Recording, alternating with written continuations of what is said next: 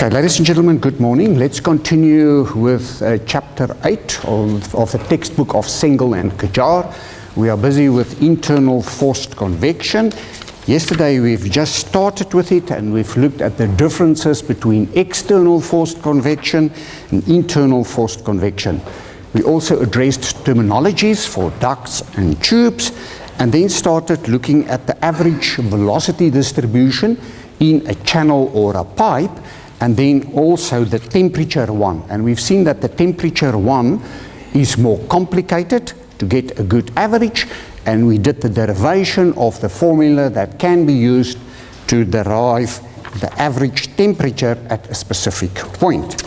Then we have just started with the work that I've summarized here on the board, and that is a quick revision of flow, the laminar flow and turbulent flow in tubes and pipes and or channels. Right, what are the differences, etc. Okay, so we know with laminar flow, the flow is in streamlines, and if we would go with the best instrumentation that we can, and we would go and measure that velocity, either internally or externally, it would be a very, very smooth line without any fluctuations at all. However, if the flow is turbulent, we will find that the average is a constant, but on that average there are lots of fluctuations, and that is the turbulence. Why is that important to us? It is important for us for two reasons, because it influences the friction factor, which is the pressure drop and the energy that we need to put in, and it will also influence the heat transfer. And that is what this course is all about. And usually we cannot disconnect those two things. So with the friction factor as a function of Reynolds number, usually we've got a behavior like this. In the laminar flow regime, the friction factor is 64 divided by a Reynolds number if it is a circular round tube. So we've got that line. So that is in the laminar flow regime. Then we've got the turbulent flow regime, and this is for a smooth tube, and that is as the tubes become more rough. And the question was then asked, what about the flow in the transitional flow regime? So most of the literature at the moment, there's a discontinuity there. There's not information available. Now, Professor Cengel and Ghajar at Oklahoma State University, he started doing research on that. And at our university, we are also doing a lot of research on this over the past few years. So, but in general, the answer is that the transition, the connection between the laminar and turbulent flow regime lines are very smooth, but that line is very specifically dependent on the type of inlet you use, the upstream fluctuations and turbulence levels. Okay, so for a smooth tube, some work has been done, but for rough tubes, that work hasn't been done yet. So what happens here for a rough tube in the transitional flow regime is not sure yet, and that is actually the PhD of Marilise, who's working the video camera for us. So she's doing a PhD specifically on this. Then the Nusselt number is a function of Reynolds number. We've got the same thing. The Nusselt number is a constant in the laminar flow regime, and we will get to that a little bit later. While in the turbulent flow regime, the Nusselt number is a strong function of the Reynolds number. Again, we've got the transition, and the transition again is dependent on the type of inlet. Why do I have a second line here? I have a second line here because normally it is very difficult in the laminar flow regime to only get forced convection. Because of the temperature differences in the tube, we actually have secondary flow. So because there are a temperature difference between there and there will be buoyancy effects. And the result would be that you have secondary flow that would typically does that. Okay, and that would actually enhance the Nusselt number. And that is called mixed convection. You're not going to do it in this course. In the next chapter, you're going to do a natural convection, but you're not going to address this in detail. But in general, just take note of it. So this is typically what happens, the laminar and turbulent flow regime for friction factors and Nusselt numbers for smooth tubes. Right. Now in industry, most applications, most heat exchangers applications are usually in the turbulent flow regime. Most of them, 90%, 95%, I don't even know. But in general, it's this turbulent flow. Laminar flow cases, there are. But when will we get laminar flow? Well, if you look at the Reynolds number, then you will see the Reynolds number is equal to the viscosity, the density multiplied by the velocity multiplied by the diameter, in the case of a circular tube, divided by the viscosity. So laminar flow we would typically get when the viscosities are very high. You see? So if this term is very high, then usually the Reynolds number would be very low. So for fluids which are very viscous, so if the viscosities are high, okay, so that arrow I usually use for high values. Okay, so if the viscosities are very high, then the Reynolds number would be lower. So that is the one application, and the other application is with small diameters. If the diameters are very, very small, then usually you can also get laminar flow applications. Right, the Reynolds number. While we're busy with the Reynolds number, you all know it. In many cases, it will be easier for us to write the Reynolds number in a different format. Why? Because in many applications with heat exchangers in industry, you're not going to talk of the velocities in pipes or the velocities through heat exchangers, but usually of the mass flow rates. Okay. And we would like to connect the mass flow rate directly to the Reynolds number, and that is very easy. So if we look at an application where we have flow through a circular tube, that is the diameter, okay, then we know that the mass flow rate is equal to rho V multiplied by the cross-sectional area. Okay, you agree? Okay, so rho multiplied by V is equal to the mass flow rate divided by the cross-sectional area. Okay, look at that there. So if we substitute it in there, okay, the rho V, then it is equal to the mass flow rate divided by the area multiplied by the diameter divided by the viscosity. Okay? And the cross-sectional area, if we write that as pi divided by 4 divided by diameter square multiplied by diameter square, multiplied by the viscosity, then the result is we can write it as 4 times the mass flow rate divided by the viscosity pi and the diameter. Okay, so that is just another format of the Reynolds number, which is used more in industry applications than normally writing it in that format. But you can use whichever one you want. Okay.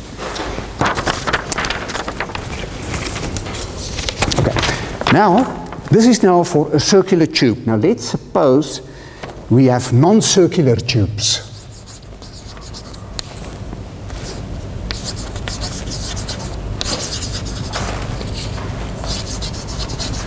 Okay, so non-circular tubes.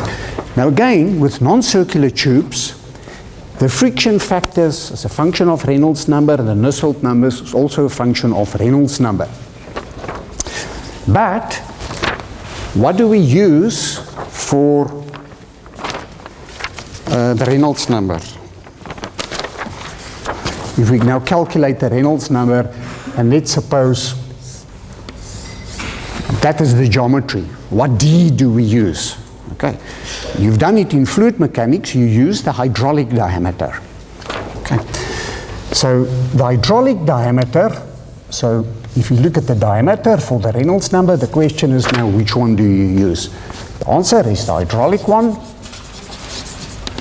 and the hydraulic diameter is DH. So it means that in this Reynolds number equation, you can just write it as 4 times the mass flow rate divided by the viscosity pi multiplied by the hydraulic diameter. The hydraulic diameter, by definition, is 4 times AC divided by P. Okay. And the AC and the P, there are some very special words connected to it, and you have to be very awake when you use that. Okay. And that is that AC is the tube cross-sectional area.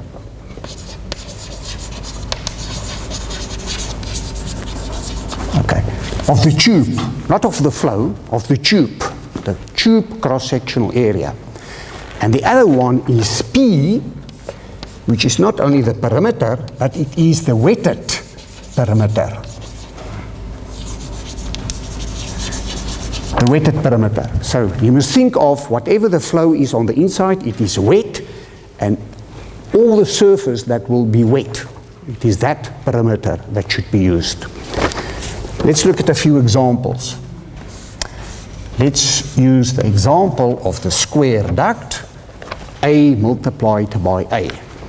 Okay, so for this one, the hydraulic diameter is equal to 4 times the tube cross-sectional area. The tube cross-sectional area is A multiplied by A. Do you agree? And the wetted perimeter is, well, they didn't say what is flowing on the inside, but let's suppose that is the fluid on the inside. The wetted perimeter would be 4 times A. So the result is that the hydraulic diameter is equal to A. Do you agree? Right. Let's look at the rectangular duct. Rectangular duct, A multiplied by B, like that. Now, the hydraulic diameter is equal to 4 times, what is the cross-sectional area of the duct?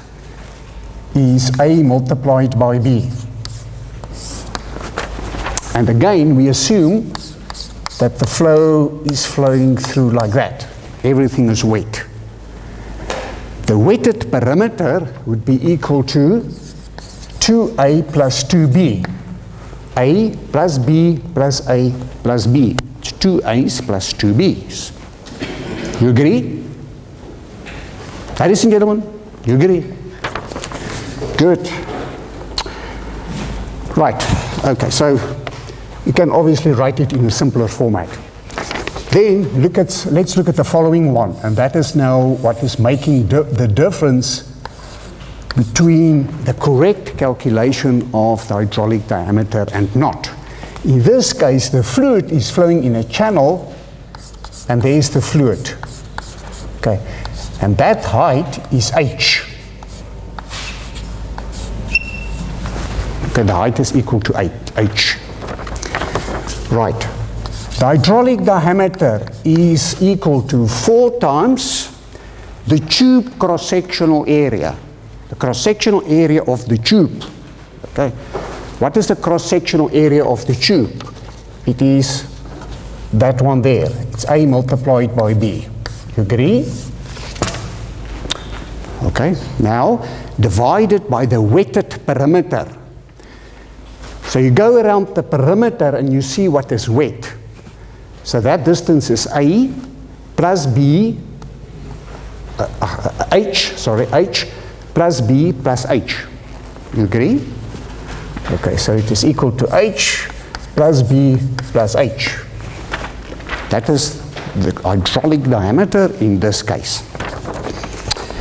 Does that make sense to you? Easy? Okay, so I could give you any geometry now and you'll be able to calculate the hydraulic diameter. A deal? Good. Right. The other thing that is important is that in tubes, normally, some of the properties will change. If we have heating, and that is what heat transfer is all about in this course. Yep, question? Just with that, isn't there supposed to be a second B for the flow? Is there not supposed to be a second B? BHP. No. Do you mean with this one here? With the wetted perimeter? No. That is why it is only where the surface is wet. Okay, so only where the surface is equal to wet, let me just get my other color. And the surface is only, this cross-sectional area, the surface is only wet there, it's only wet there, and it's only wet there. It's not wet there. That surface doesn't make that one wet. Okay? Got it? Right. Okay. Now the other thing is, remember, this course is about heat transfer. So we put in heat in tubes. Doesn't matter what the geometry is. what is going to happen is that the properties is going to change on the inside, the CPs, the viscosities, etc. Okay. So to make things simpler for ourselves, what we're going to do is, if that is the inlet temperature and that is the outlet temperature, we calculate the bulk temperature, and the bulk is the average between the inlet and the outlet. Okay, very easy. We take the average between the inlet and the outlet, and at that temperature we go to our tables, and there we get the viscosity and the CP and the density, and Prandtl number, K values, etc. So everything is at the bulk temperature. In many cases, you're not going to know maybe what that temperature is. Okay, and then you already need the variables. Okay, what do? Well, like a good engineer, you're going to make a guess. Okay, so if this temperature is 20 and you know it is being heated, then surely you're not going to choose the properties at 10 degrees Celsius, because you know it's going to be higher, it's going to be 20 or higher. Okay, so you can make an educated guess. You can choose 20, you can use 30 or whatever just to start, go through the calculation, see what the outlet is, calculate, recalculate the bulk temperature, and it converges very, very quickly. So that is normally what we do. Right. Paragraph 8.3 is about the entrance region. And we've touched it yesterday.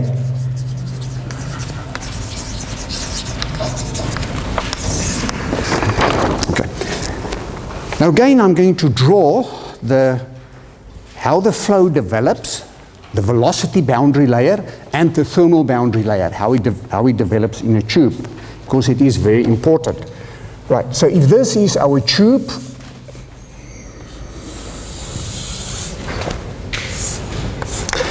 and we have the boundary layer that develops of the velocity.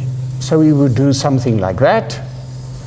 At that point there, they will meet, and from there on, the velocity boundary layer, the velocity profile would be the same. So there's no change from there on in that, and that distance there is called the boundary layer thickness. Okay. And in here, typically, the flow will be constant in there, and the boundary layer will develop like that.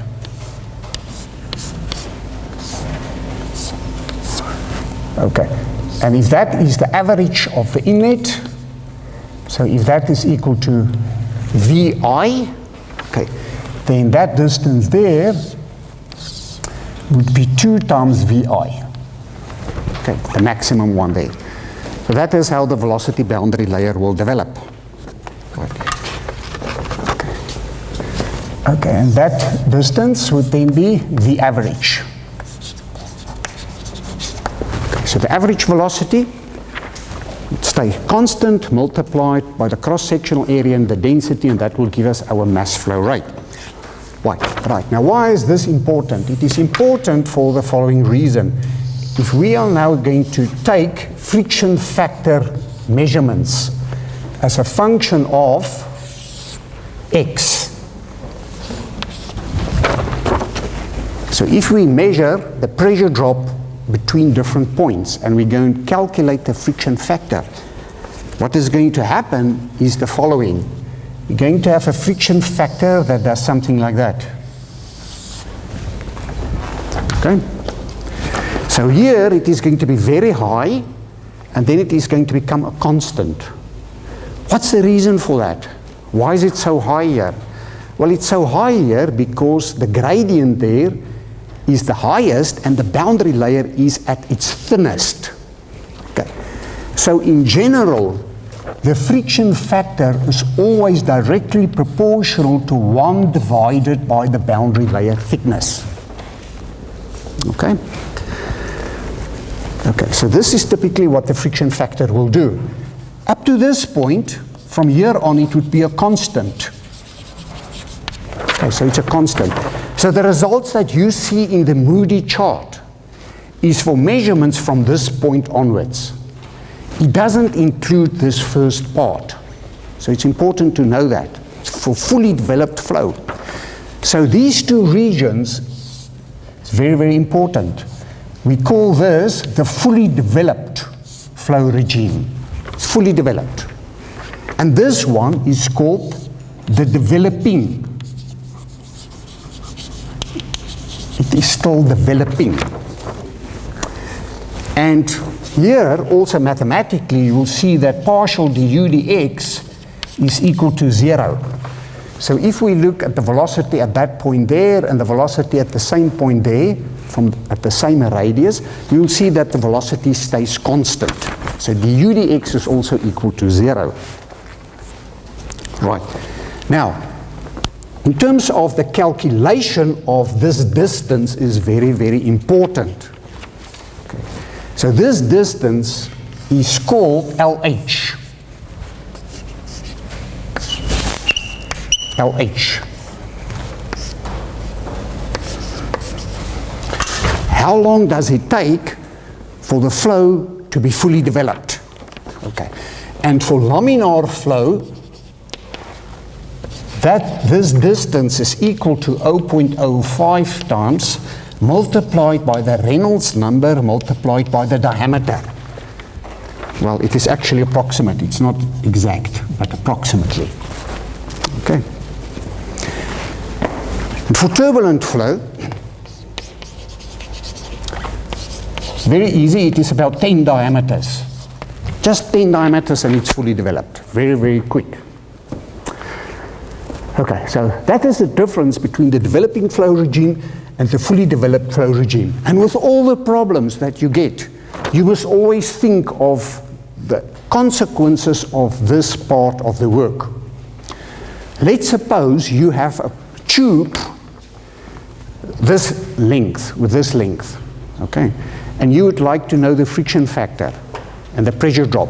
If you now go to the Moody chart, you're going to get this value, okay? And if you're now going to estimate the pressure drop, you're going to be out by far. The pressure drop is going to be much higher. So you need to know there's that region. However, if this tube is a few thousand kilometers long, and this happens in 1 meter, then this is not going to be a big issue. You can neglect it. Okay, so you always have to think of the developing and the fully developed flow regimes. Now on the heat transfer side, it is exactly the same. So if we have this tube, and remember it's not a different application, it is this same application in this tube. Okay. Now I need some red or some orange, try different colors. Okay. And now the velocity or thermal boundary layer is going to do something like that. Can you see it, Marlies? Is it okay in terms of color? Right, okay. So now, at the inlet, it's not a vector, so we indicate the temperature like that, maybe with 20 millimeter long stripes, and then at this point there, the flow would be fully developed. So the temperature profile would look like that.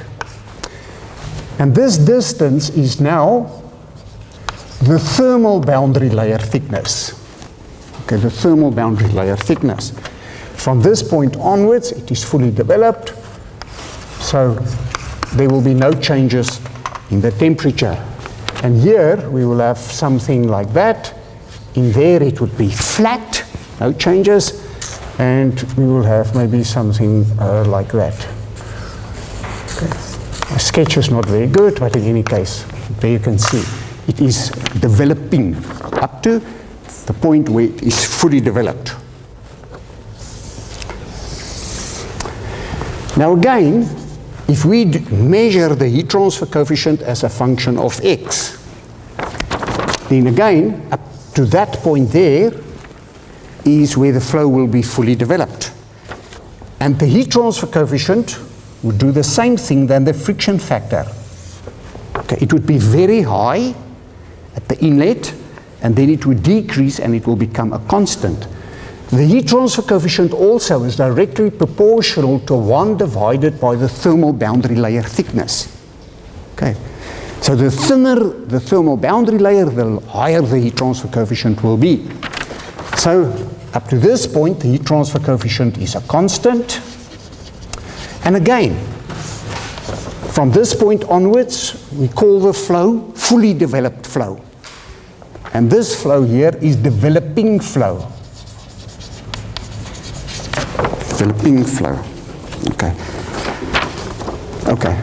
And here the temperature gradient thing is a little bit more complicated. I'm not going to spend a lot of time on it, but you can go and look in the textbook.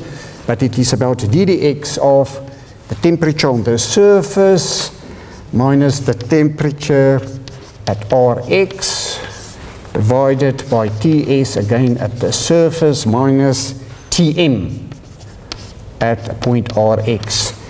And that is equal to 0. Okay. So that gradient, that temperature gradient is equal to 0 now. Okay, just like with the velocity gradient in the previous case. Okay, now where previously we've called this LH. The H was for hydrodynamic. Now we use the LT, which is for thermal. Okay.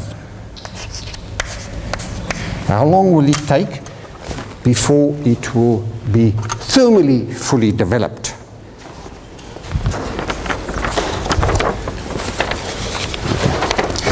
Now, for this case, it will be, for laminar flow, it will be LT, and take a look at the equation, 0.05 multiplied by Reynolds number, multiplied by diameter, multiplied by Prandtl number. So it is exactly the same equation. Do you see? Exactly the same equation, it just multiplied by the Prandtl number. Okay? And for turbulent flow,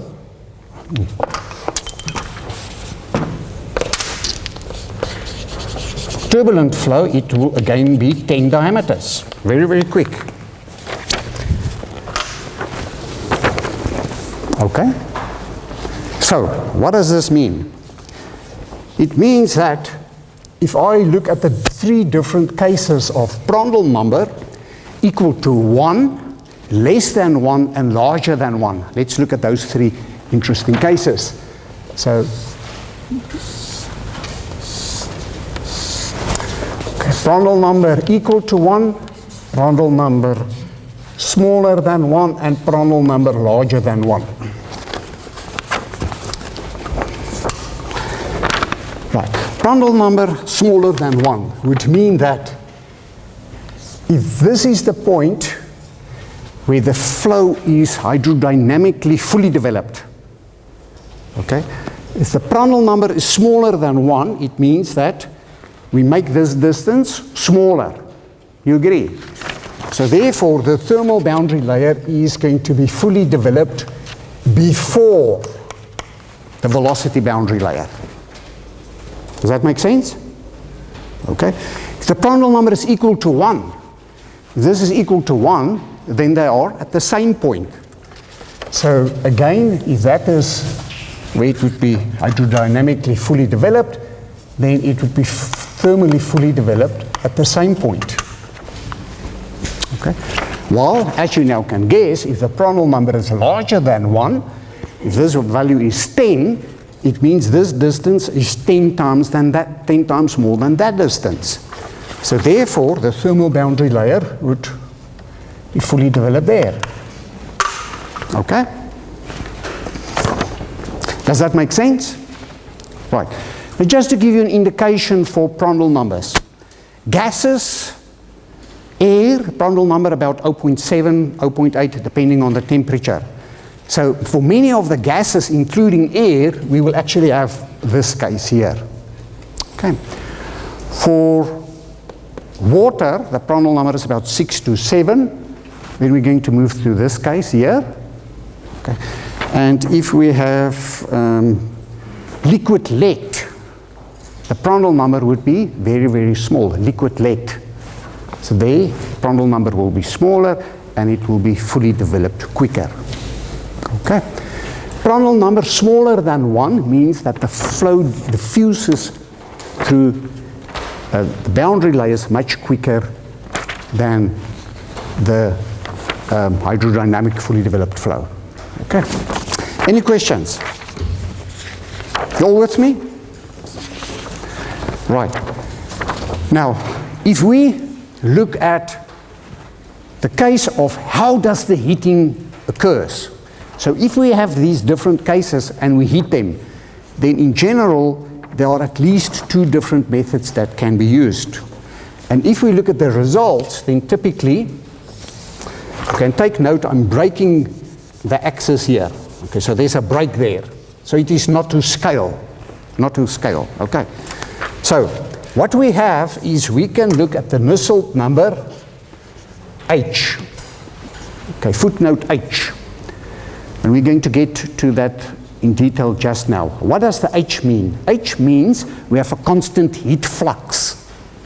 Okay, it's a constant heat flux. Okay. While if we have a Nusselt number T, it means the wall temperature remains constant. Again, just be patient, I'm going to address it just now. What this is all about is that the heating or cooling can be differently. The mechanisms, the physical mechanisms of how it happens can be different. Okay. And how would it influence the results? Well, if we look at X divided by D, now for a typical tube, and we look at turbulent flow, and take note, turbulent flow. So if this is 10 diameters, okay, so 10 diameters, X divided by D, 10 diameters from the inlet, okay. Then for turbulent flow, we will have that typically maybe for a Reynolds number of 2 multiplied by 10 to the 5. Doesn't matter how you do the heating or the cooling, the results would lie on top of each other. Okay.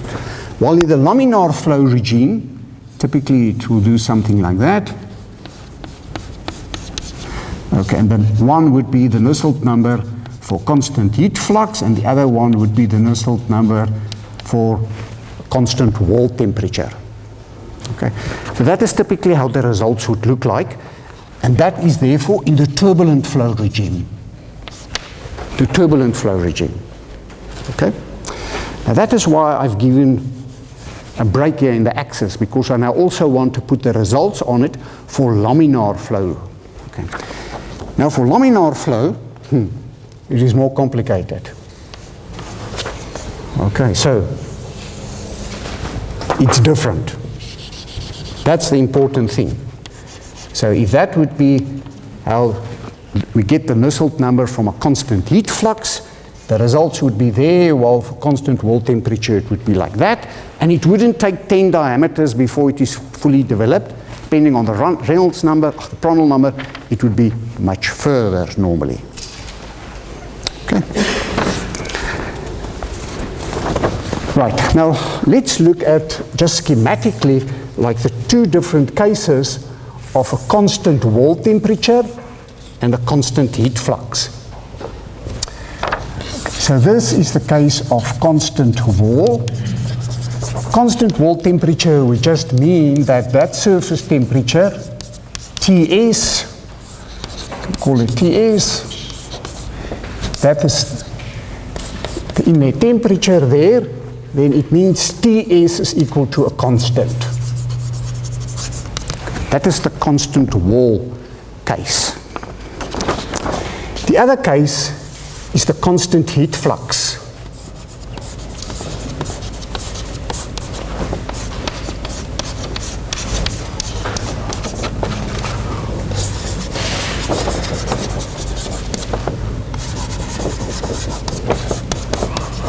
Okay, and that would mean Q dot is equal to a constant. Okay, and Q dot is equal to the heat transfer rate divided by the surface area. And that is a constant. Okay, so this would typically be the results of the Nusselt number T, and that would be the results for the Nusselt number H. Okay, just need to clean some board.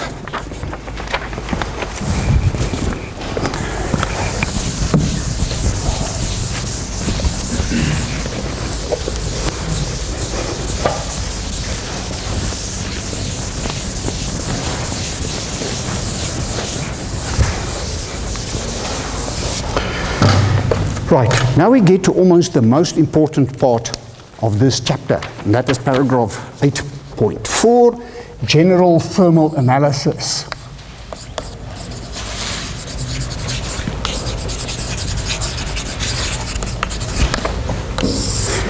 General thermal analysis. You've seen the two different methods that can be now used for heating and or cooling. And I've indicated there in the graph that it can influence the results quite a lot. And there are reasons for that. And we are going to look at it now in more detail. Let me just go back to this tube. What we can say for both of these tubes in terms of inlet temperature and outlet temperature TE, both of them outlet temperatures, the heat transfer rate is equal to the mass flow rate Cp multiplied by the outlet temperature minus the inlet temperature, if it is heating. Okay. If the wall temperature is higher than that, then that would be the heat transfer rate. Obviously, if the wall temperature is lower, then it is Ti minus Te. You'll see it in the negative sign, and it's not so important in heat transfer. Normally, you will understand very quickly the heat transfer flow rate, so that's not a big issue. Right. Now, those two different mechanisms I'm going to do in detail now. I would suggest, it is difficult for me on the board, take your page, okay, the next few pages, and divide the page in two. And we are going to do first the left-hand side and then the right-hand side. But in general, it is those two different methods, and you need to see the differences between the two. Okay? So I would suggest that you take your notes according to that. So the first case that we are going to look at is the constant surface heat flux. So it's the constant heat flux case. Constant heat flux, which means Qs is equal to a constant. Okay, when will we get those types of applications? In mechanical engineering, normally two. The first application would be where you have a resistance heater. So it can be a heater element, a resistance wire that you coil around the tube, or you can directly put a current through the tube, electrical current. Then you will have a resistance heater and it will give you a constant heat flux. That's the first application. The second application is in nuclear applications with radiation. So nuclear and radiation. And both will be heating. I couldn't figure out so far how you're going to do a cooling case at constant heat flux. Okay, so normally in heating cases. Right, now we know then that the heat transfer rate is a constant. Okay, the heat transfer rate obviously is in watts. Okay, and the heat flux is equal to the heat transfer rate divided by the surface area, and the units is watts per square meters for heat flux. The heat flux is in watts per square meter. Right. Now let's look at a graph of temperature as a function of x for this type of application, and here's the tube. Okay. That is the outlet, so that is TE. That is the inlet, that is TI. And we have a constant heat flux on this tube.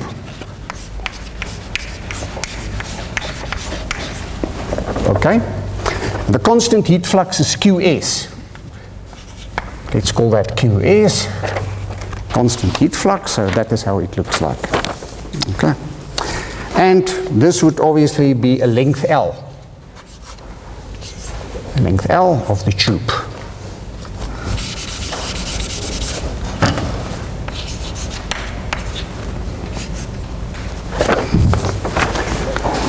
Right, so if this is the inlet temperature, okay, that is the inlet temperature, what would be the flow behavior of the tube as it flows through the tube? What would you expect will the temperature, obviously you know the temperature is going to increase, but how is it going to increase? Any one of you like to guess? Not guess, or give me a good reason? Okay, yep. Well, it's sort of will increase quickly and then sort of smooth out from the top due to the difference in temperature. No, it is not going to, I'm going to get to that one just now. Remember, with every millimeter, it's going to get maybe 1 watt. Every millimeter, it is going to get the same amount of heat. So if we look at this tube here, okay, so let's suppose this is a small part of a tube and you look at this equation, this is a constant, okay, and that is a constant and that is a constant. So it means that the increase in temperature is going to be linear. Okay, it has to be linear. So the increase in temperature has to do something like that. So that is the outlet temperature. Let's prove it. Okay, we can say that from our equation of the heat transfer rate is equal to the heat flux multiplied by the surface area is equal to the mass flow rate multiplied by Cp multiplied by the outlet temperature minus the inlet temperature. You agree with that? That's a normal heat transfer rate equation. Okay. And if I now solve the outlet temperature, then I can write the outlet temperature is equal to Ti plus the heat flux multiplied by the surface area divided by the mass flow rate and the Cp. Okay? And this is the surface area as a function of x. So if I want to know at any point x, okay, up to that point there, then I can actually write the surface area as Ti plus the heat flux multiplied by pi, multiplied by the diameter, multiplied by L. By x, sorry. By x divided by the mass flow rate and the Cp. It would therefore mean that the outlet temperature is equal to the heat flux pi multiplied by the diameter, the mass flow rate Cp, let's write it like that, multiplied by x plus Ti. So we've got the equation of a straight line. You see it? Okay. So the equation of a straight line, and that gives us the temperature, the average temperature as it is being heated right through the tube. Okay, now what happens to the surface temperature? Can you tell me what the surface check temperature is going to be at that point there? Well, it's a little bit more difficult, but again, let's look at the surface temperature, and we can say in general we know that the heat flux is equal to the heat transfer coefficient multiplied by Ts minus Tm. You agree? The general equation for the heat flux.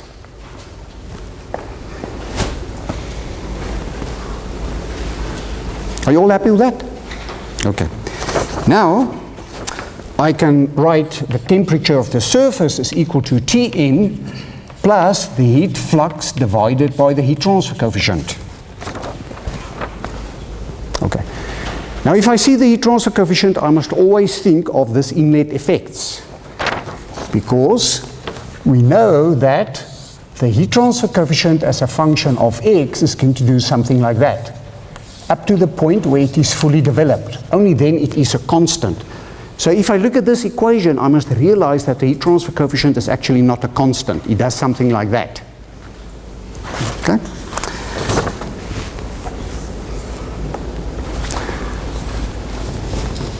So, let's make it a little bit more practical. We know that now, but so what? Let's do a simple example as part of this general thermal analysis. And we look at the case where we've got radiation heat transfer on a tube, 50 kilowatts. Okay. The inlet temperature of the tube is 20 degrees Celsius. The tube diameter is 10 millimeters. The length is 5 meters.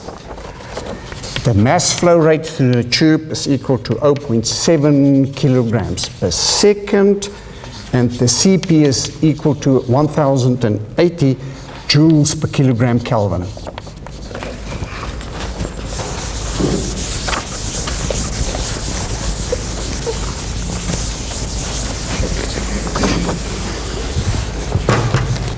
And I give you the following information. I give you a graph of the heat transfer coefficient as a function of x, and here is 5 meters, and here is 2.5 meters, and here is 1 meter. Okay. And I give you a graph that looks like this, okay, where the heat transfer coefficient here is 10,000.